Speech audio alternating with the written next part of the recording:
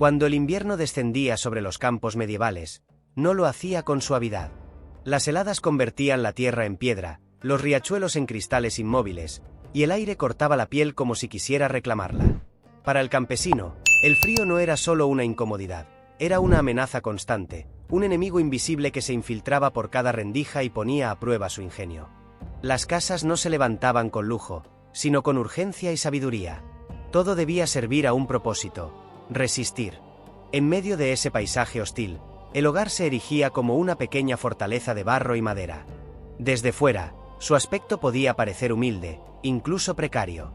Pero al cruzar el umbral, uno entendía que aquella construcción contenía siglos de conocimiento transmitido de generación en generación. Cada pared, cada tronco y cada puñado de barro respondían a un propósito práctico. No había desperdicio. No había decoración innecesaria. Solo eficiencia. La casa campesina era, en esencia, un organismo vivo que respiraba con el invierno.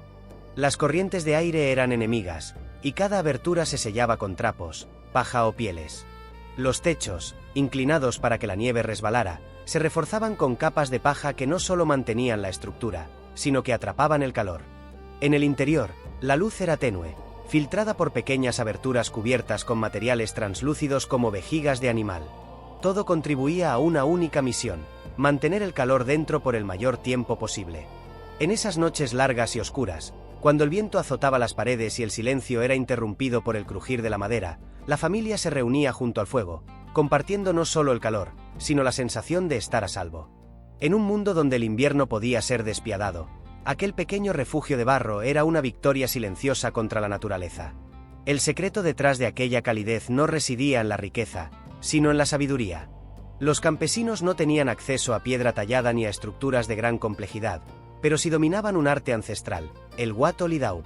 A simple vista, las paredes de estas casas parecían simples masas de barro seco, pero detrás de ellas había una ingeniería natural que desafiaba el frío con sorprendente eficacia.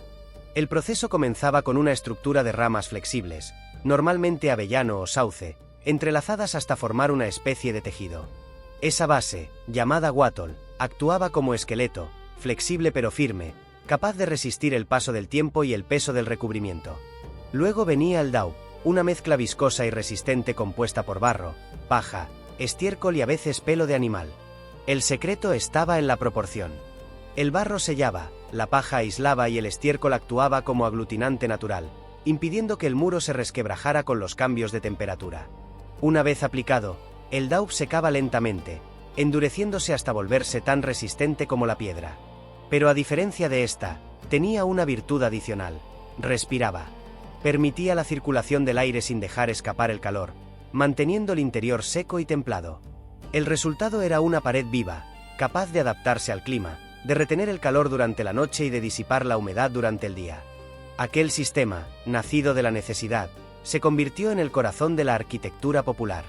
En él, la inteligencia humana dialogaba con la naturaleza: ramas, barro y paja unidos en perfecta armonía. No había desperdicio, no había artificio.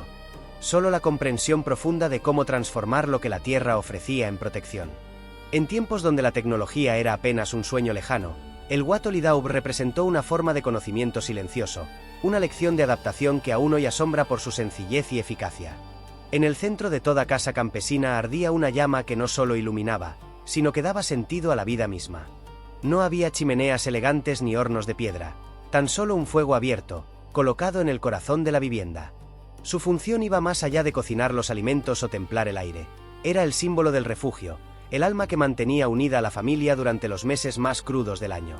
El humo, que ascendía lento y espeso, no era un enemigo, sino un aliado silencioso. Sin un conducto formal que lo expulsara, se filtraba por el techo o escapaba por pequeños huecos entre las vigas, envolviendo las paredes en un velo gris.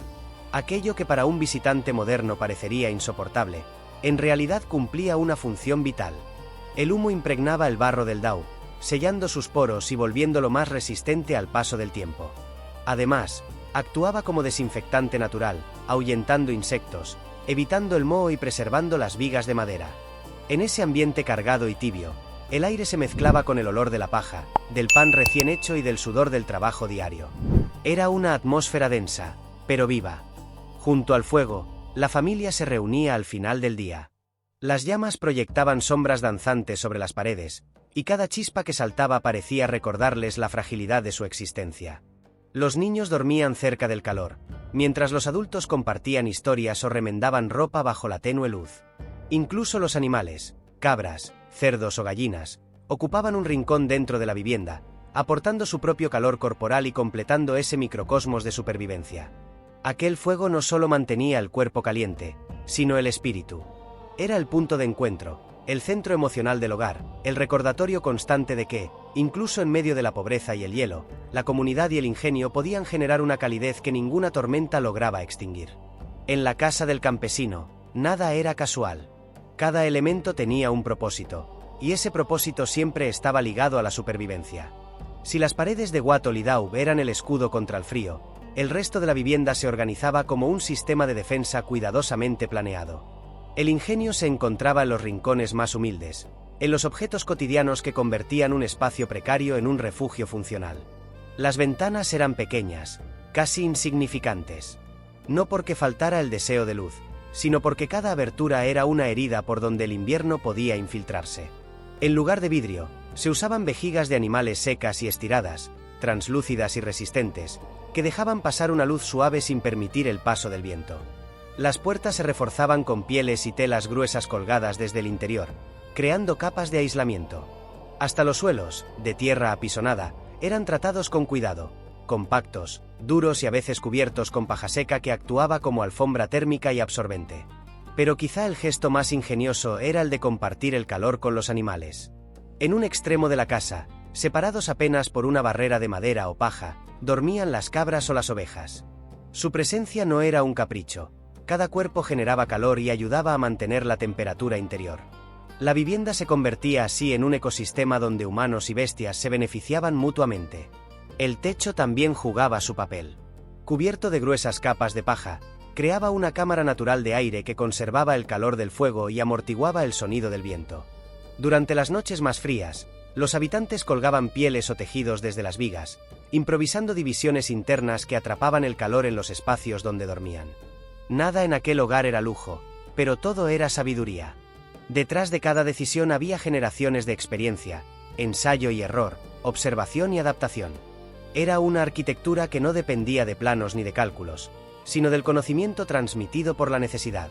Cada detalle hablaba del instinto humano por encontrar equilibrio con el entorno, y de una inteligencia que, aunque nacida en la pobreza, rozaba lo sublime en su eficacia. El fuego se apaga lentamente. El humo asciende, la oscuridad se extiende, y sin embargo, el calor persiste. No solo el que emana de las brasas, sino el que queda suspendido en el aire, en las paredes, en los cuerpos que duermen bajo mantas raídas. Dentro de esa casa campesina, levantada con barro, ramas y fe, el invierno parece menos cruel. No porque haya desaparecido, sino porque ha sido comprendido. La verdadera inteligencia de aquellos hombres y mujeres no estaba en desafiar a la naturaleza, sino en convivir con ella, aceptando sus leyes y moldeándolas a su favor. El Wat Olidau, tan simple en apariencia, representa algo más profundo que una técnica constructiva. Es un símbolo del pacto silencioso entre el ser humano y la tierra.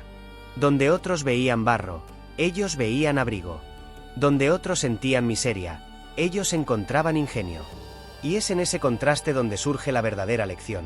La calidez no siempre proviene de los recursos, sino de la relación que establecemos con el mundo que nos rodea.